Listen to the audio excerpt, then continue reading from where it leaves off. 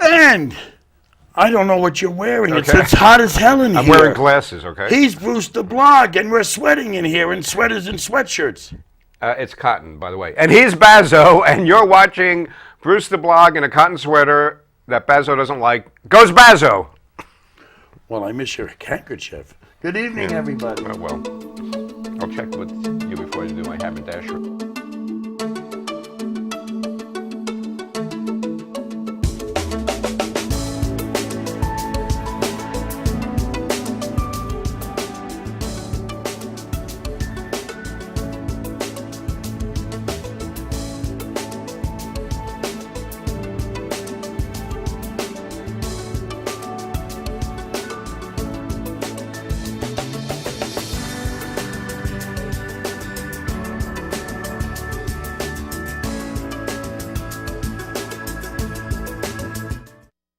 Bringing the fedora back.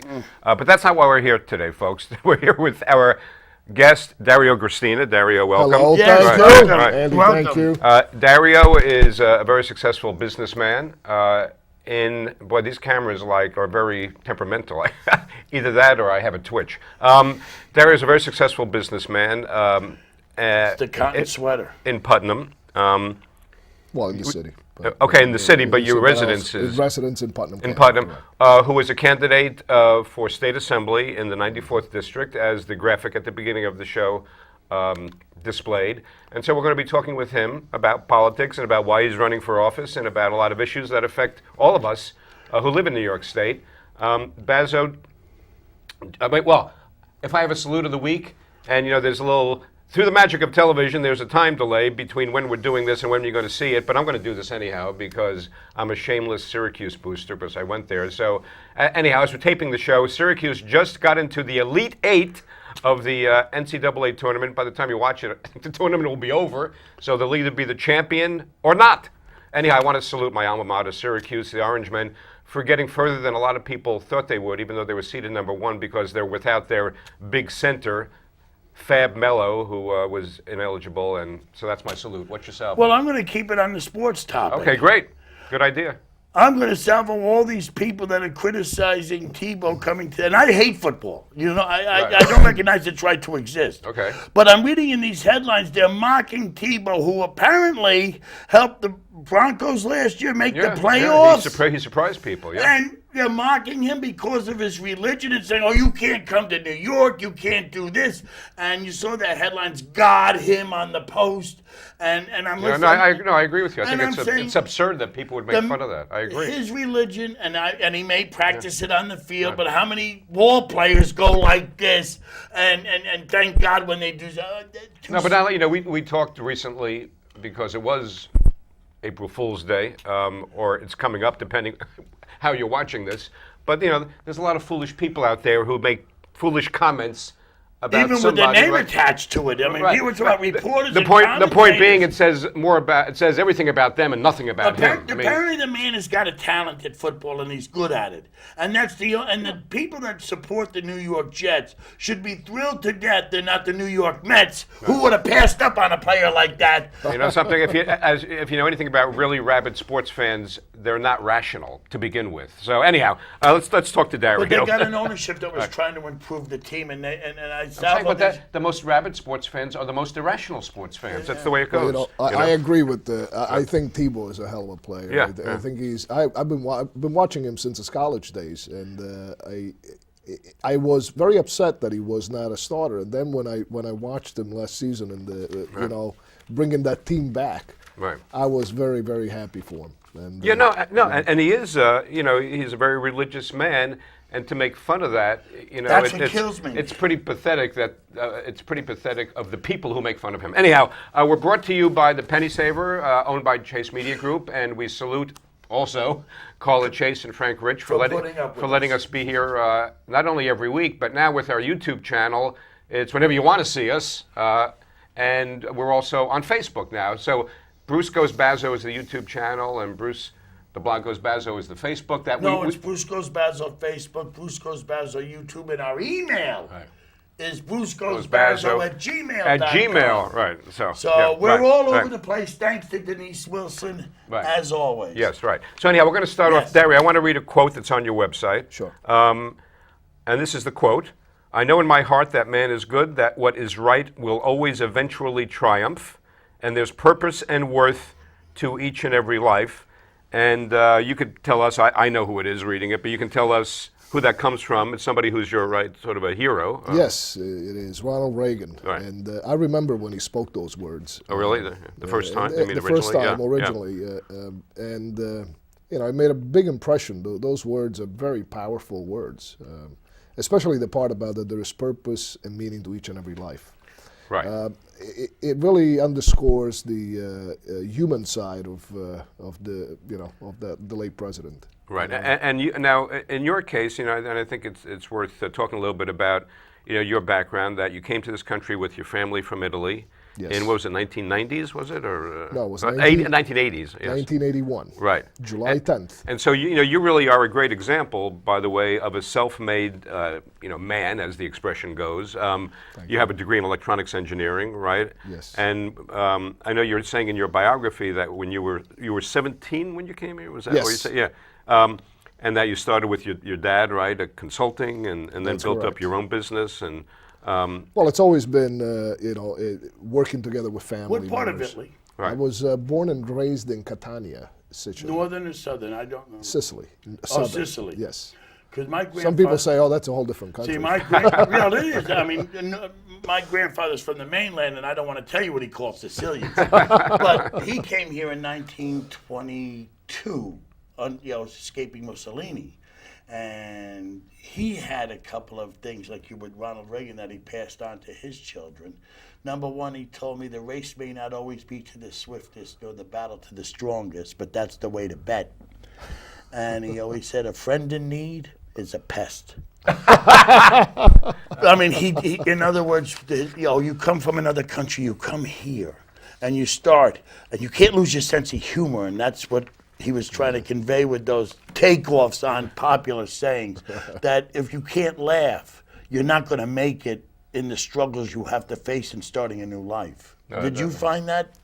Well, it was very difficult, I have to tell you. I mean, Even in 1980, you're even 81, in right? 1981. I mean, I was a kid that turned 17 within 5 days of arriving, 9 days. My birthday on July 19th, so Right. I came on the 10th. And I could not speak one word of English. I was in a new environment. It was culture shock. Right. My mom and dad were just as poor in the language skills as I was, and my younger brothers. So it was difficult. It was a tough adjustment period, but we did it. And what was your parents' impetus for coming to America? My father was an entrepreneurial individual, even in Italy. But it Probably runs in your blood right now. it does. It does. We, all three of us, me and my two younger brothers, we all have that spirit that my father is cultivated in us. I'm sorry, the question was again? No. What was your parents' impetus for coming to America from Italy? My father, being an entrepreneur, had a very difficult time in Italy trying to make, I mean, he had businesses, but as we know, European governments, especially Italy, are, quasi-socialistic, if you will. And it's private enterprise is very, very difficult to enter into, very difficult to maintain. And therefore, he just saw better opportunities here in the United States. It's amazing how nothing changes over the generations. My grandfather came here. His family was in shipping. They were very wealthy. Mussolini came into power, nationalized shipping. Right. They became very poor. So he had to leave to come here. And again, with that entrepreneurial spirit through your genes. My grandfather opened up a restaurant that was successful. My father opened up a liquor store, and I opened up a taxi. That stuff flows in your veins. And you became a cable TV superstar. Yeah, that's right. But it's got to be a tribute to your father as he looks at you and say, I made the right move coming here. Well, I've always thanked, especially lately, both my mom and my dad for having come here. I mean, I tell them, in spite of how difficult at times life may be, there is nothing in comparison that no other place I'd rather be than here in America. You know, I thank It's them. got to I kiss drive their you. feet. It's got to drive you nuts when you see the natives downgrade this place. People come from all across the world to come here. Your family came here, and it's got to drive you nuts when you hear the natives downgrade the place. It does. I mean, I feel that. Look, a lot of people take it for granted, and in a way, I sort of understand that because I have seen what it's like elsewhere. And I've lived elsewhere, and I have that contrast very brightly lit in my mind. It's right there. And that's and a lot of these folks don't, and they take it for granted, and they really ought to, maybe go take a trip abroad. And I'm not talking, go see how the other half lives. Is this part of the reason? Because now we're going to segue why you're here, why you're running for office. But first, before we segue into that, I have a midway station to segue into, and that is... We're stopping at a rest stop. Right, exactly, yeah. In filmmaking, they have something called the reverse point of view when they're making the movie. And so, in your case, I'm really curious. The reverse point of view, the first 17 years of your life, what was your view of America? How did your family view America? America was, and has always been, to everyone in the world of good nature, the beacon of light, strength, and hope, and that's how we viewed it. Yeah. I mean, which is why you came here. That's right? why. That's why we came here. Right. I mean, that's why everybody wants to come here. That's why. That's how we saw it. And I remember my father. When President Carter was in office, he was saying, after he had the famous speech about times are tough and you should grow your own gardens and all of that stuff. My father turned to me and he said, "Dario, America is not America anymore." And it was very Reagan very upsetting. changed that again. Reagan changed that. Okay, and then that leads up to getting back to your question. I mean, how is it now in your view? Well, it's interesting that you asked that because my take is that things are in very bad shape. Our country, our values, our both at the local level, at the state level, at the federal level, the values have changed, and they have regressed. The issues that we face are so many and so challenging that we need really to take a deep look and challenge ourselves I have into doing to something disagree better. with you a second. I don't believe anything is that challenging because then it makes people feel it's insurmountable, and they're not. These issues are really a matter of character, of self-determination, self-responsibility. There's nothing wrong with a challenge. A challenge. No, but tests the you, fact, yeah. I understand that, but it's not. A lot of them are intermingled. That if you go into the root cause of a lot of these, which is self-loathing, a lot of that, guilt, because guilt of success, Resentment of success, and resentment of Right, it, right. and you tackle those things. That a lot of the other things, then they just like dominoes, click back down. This is what, I mean, Reagan, you talk about to cover a whole country, yet he took 3 core issues and handled them, and a lot of everything else Fell into place. So I don't want people to get discouraged when you say that. I don't want people to get discouraged either. I mean, obviously you're not, because you've now entered the Assembly Challenge to make a difference. I thank you, but I would like to address that point. The beauty we have in this country is the beauty of the Constitution and the ability for us to change and reverse whatever mistakes we may have made. So just as the Reagan example is as we're on that subject, everything changed in a matter of 8 years. So there's always hope, and that's a message that I've been spreading. I was at the seniors, visiting seniors in Mayapack a couple of days ago, and there were about 140 of them. And a lot of them expressed deep concern, and they were very, and I have a lot of respect for seniors because they have. We all hope to be one. We all hope to be one. Well, I think you made it now officially this year, right? You finally made it. Who are you talking? Bruce, he finally made it. I thought there was another host. No, I heard you finally made it to be an official. Well, you can't believe what you hear, Andy. I thought you're now entitled to the senior discounts. Oh, really? Okay, I'll have to check that out. But I graduated high school a long time they ago. were concerned. and their experience is actually what tells me that we do need to act and we do need to make Now, on changes. the state level, what do you find? Because we really can't deal too much with the federal. You're running for an assembly seat, so you're going to be most effective at a state level thing.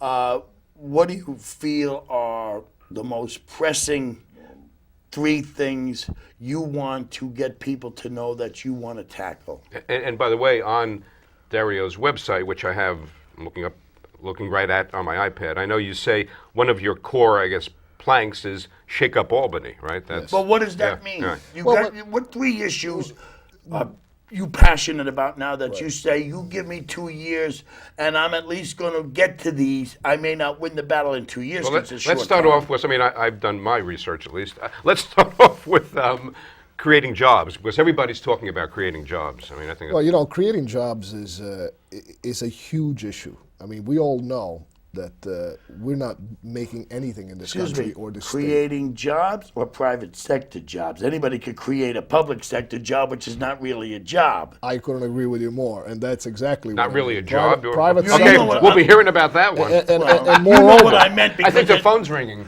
I'm sorry. Anything that requires tax dollars to survive is not a job. It's something else. But we're talking about something that's going to generate taxes, correct? Absolutely. Okay, We're let's talking make about sure that- private sector jobs. Okay, We're talking right. about small, mid-sized businesses. Where, you The know, backbone. that's Right, the yes, backbone right. of our Main economy. Street businesses Main as Street well, yeah, right. businesses that are not here. Right. I mean, when we don't make pencils, we don't make file cabinets, we don't make any of these goods that are imported. You know, from everything seems to be made in China nowadays, and we're Labor exporting. costs. Look, Apple, just Steve Jobs. The iPad, biggest selling thing in the world right now, is made in China, and Steve Jobs said because it would be prohibitive with the cost, with the regulations he would have to jump through, and the unions he would have to fight to actually produce that product at a marketable price. well, you just named the Right. problems. The problem- The problems right. are right there. The Right. barriers that our businesses have. The reason why we have lost so many small and mid-sized. Look, the only business that we have left here is the big, huge corporations Yeah. that, for some reason, either choose to stay in New York because of New York City and the proximity thereof, or have other tax reasons to do so. But the reality is that most of the other small, mid-sized companies have left, and Right. they're leaving. They're Yeah. leaving. There is no attractive proposition that we have on the table for these companies, for these young people, old people, people that want to set up a business. We don't So you're have it. talking, Dario, now about leaving New York State or leaving Yes, the country? no, leaving New York State. New York State, They're right, leaving okay. New York See, State. I don't believe a government can create jobs. I believe that they can create an atmosphere that either encourages business growth or stymies business growth. New York, I believe, with their regulations. We won't even talk about the taxes. Let's deal with the unfunded mandates that drive up the cost of doing business, making things prohibitive. Every time the state passes another tax on insurance companies, And you have to pay the higher premium because the insurance company's not going to pay that premium. Right. So then your customers have to pay a higher cost for your product. And goes like that. I mean, would you go after these unfunded mandates at a more aggressive manner that apparently nobody else wants to at the moment? They talk the game. You know, I absolutely would, and I would be, you know, that's talk about Shake Up Albany. I'll be very vocal about that. But if you will allow me, I would like to go back to the job creation.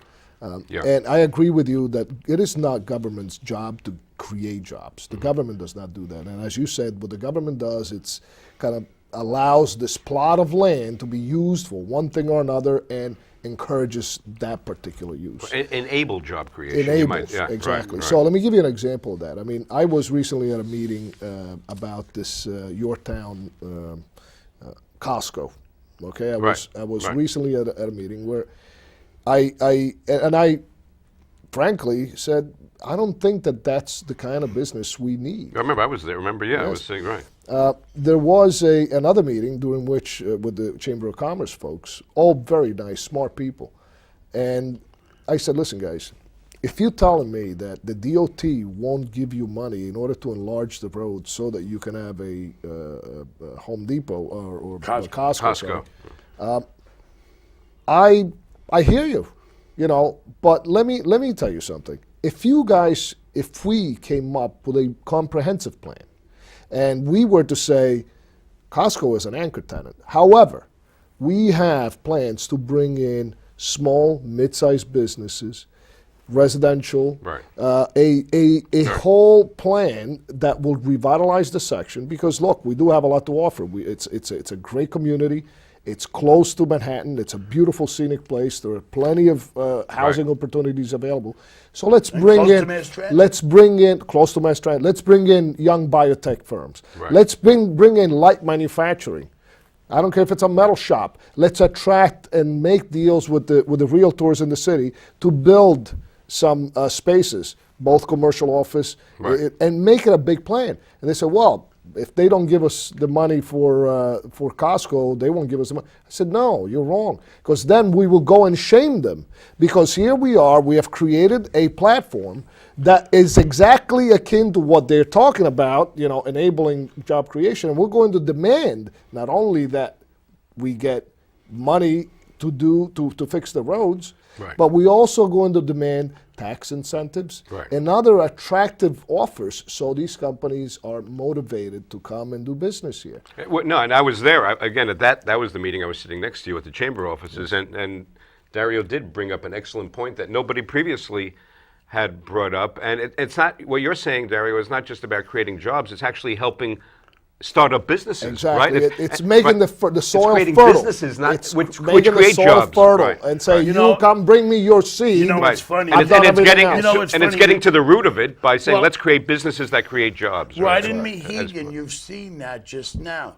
You had a Charlie Brown's and a CVS right in Mohegan. Mm-hmm. Charlie Brown's went out, but you had all these other little stores in that mall. Right. And now because the other stores still survived and it still generated all that traffic, now IHOP is coming into the old Charlie Brown's. Yes. The little brought the big is what you're trying to say. Am That's I correct? exactly right. That's exactly That right. the little baby Right. brings the big. So Right, that's right. That's the way it works. if we look at that project under this scope, then I'm not opposed to Costco. But if it's just Costco, Right, then right. what do we need with another big box store to bring stuff from China?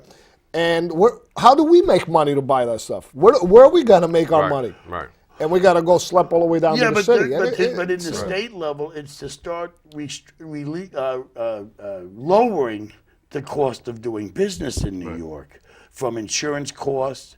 We're going to make the insurance companies do this. Right. Yeah, But also there's a good case in point that you're making here that applies to politics and people who are in politics and people who are running for office for the first time like you, and that is, you're a genuine entrepreneur and you understand the food chain. You see the big picture. Right. It's not just about, it's very simple to have talking points. We're going to create jobs, and like you're saying, just talking about, but you see the whole food chain and how it has to work, right? It's not only about creating jobs, it's how. Right. How do we deliver that message? Right. And what are the mechanisms that we're going to utilize in order to get there? But that's Those why are the people, things I that's know why how to people do. are voting in real business people to office. But what drives me That's why crazy is that phrase, create jobs, because it makes people think the government can do that. It's creating the atmosphere for creation. Right. Andy, I agree with you 100%. It's just... Yeah, but people hear the word create jobs like the government can do it. It can't. It cannot. Right. The government should and that's not the education create people jobs. need. Right. Is that look, I want less government.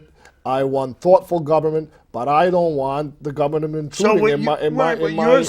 You want to create the environment to make business thrive and come back to New York. That's exactly what. Now you got your first taste of politics when you were going to run against Sandy Galiff, right? Yes. And then you found out you were redistricted Who was on our last show. Right, it was on our last show. But I mean, she didn't do this. I mean, let's make this perfectly Right. clear. I don't think Sandy went out of her way No, to do because she that. voted against the new lines. So we know she wasn't going. But the fact is, that had to be a hell of a taste of politics to know that here you were all set to go, and then you were can't do that. Then they moved the goal line. Right, they moved. You wanted to make ends meet, and they moved the end. Right. And it was. And by the way, it's still not official. So, Right. so one of the discussions I had with a local newspaper, which would not, I guess, did not see it fit to print, but it was. This is a very difficult we'll situation. fit to air this, don't we? We see fit to air this. This is a very difficult situation that not only I'm in, but other people like me that are looking to run, Right. and they find themselves. They started here, but now what they're saying it's over here, but it could be vetoed. We're not sure. It may get redrawn. It makes it incredibly difficult to launch and mount a proper campaign when you don't know who Dr. you're Becker going to be. on the Democrat side is that following Nan Hayworth. They don't know where her district's going to be, but he says, I'll move, but he's got the finances to move. Right. I mean, I don't know what your finances are, but... You know what the strategy is? I'm not about to pick up and move my house I was on gonna a say, month's notice. the strategy of the people redistricting is they hope the candidates like you get whiplash and have to go into rehab because you're trying to figure out where you're going to run. But I got to ask you, you had a valid thing going after Sandy Gale saying, I'm going to be the Republican alternative. As a Republican primarying another Republican, and the rumor has it that it may be Mary Beth Murphy, that's what the establishment Somers wants. town supervisor. And there were other names in the mix. I think Terrence Murphy was looking at it, but they told him he was the wrong Murphy. They wanted Mary Beth. I had thought about a couple of our local councilmen that might be more appealing in a blog post. But the thing is, you're still running for the minority seat. It's not going to be. You're not going to be in the majority. What are you going to say? And let's say Steve Katz actually, which there are rumors that he may back out into running for his assembly seat and not challenge Craig Wall. All this is up in the air. If you're going to challenge an incumbent, what are you going to say I can do that he can't? You're both independent businessmen. What are you going to say? Well, I will wait until Steve Katz decides. I don't mean Steve Katz or what he's anything, gonna but I'm do. saying, but what do you say to the voters in a Republican primary that sets you apart of any possible challenger? Look, Why should they vote for you? First, I'm going to say that I've been at it since November, early December, and not because it was going to be easy, not because it was an opportunity, not because a seat was vacated. I'm doing it for my reasons, which is I'm upset. I am very, very upset with my government. I feel abused. I feel hurt. I feel that our government treats us like morons, and I am tired of it. So that is why that's the core motivation as to why. And we touched upon some of the issues, with regulations, jobs, bloated government. I don't know if you looked at the details of Governor Cuomo's plan, which, by the way, it's a step in the right direction, but they are adding 380 net new jobs. I went through 380? with that. Yes, to the already thousands. So when government jobs. government jobs, full-time. They're positions. increasing the size of They're government. increasing the size of the payroll. Right. And what's very upsetting is they're doing this at a time where people are being laid off. People have either in a household went from 2 jobs to 1 job. Right. Talk about a pay cut. Yeah. I mean, each household has taken a huge pay cut. So our government is telling us, well, we're only going to cap your increase to 2%, while on the back door they're hiring 380 new people. No, I hate to And by the cut way, you off. we're gonna get laid off if we run over 30 minutes. We are now at the end of our show. Thank you for thanks, coming. Yeah, thanks very much. It's a pleasure. It was great Nice having to you. be These here. were my opinions. You may beg to differ, and so may you, And when Bruce the Blog listens, people talk. Thanks for watching, everyone. including our you. new guest. Thank But you. that's what I always believe. Is that's why I said it didn't matter who your challenger was. The idea is to